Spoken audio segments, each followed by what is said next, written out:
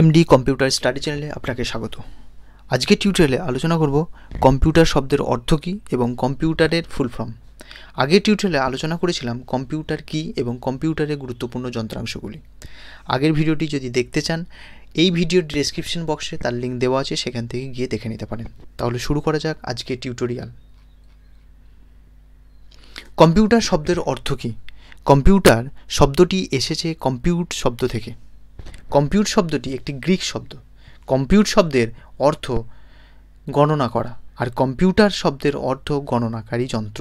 কিন্তু এখন আর কম্পিউটারকে শুধু গণনাকারী যন্ত্র বলা যায় না, কারণ কম্পিউটার এমন একটি যন্ত্রে পরিণত হয়েছে যা তথ্য গ্রহণ করে বিভিন্ন প্রক্রিয়ার মাধ্যমে তা বিশ্লেষণ ও উপস্থাপন করে।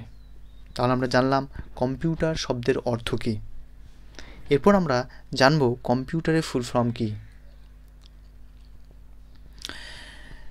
কম্পিউটারের স্পেলিং হলো COMPUTER, কম্পিউটার। কম্পিউটারের ফুল ফর্ম হলো C for commonly, O for operating, M for machine, P for particularly, U for used for, T for technical, E for education, R for research.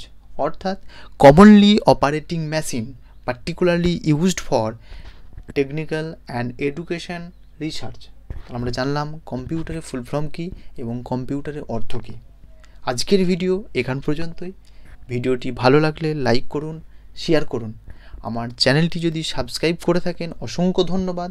যদি চ্যানেলটি সাবস্ক্রাইব না করে থাকেন, চ্যানেলটি subscribe করবেন।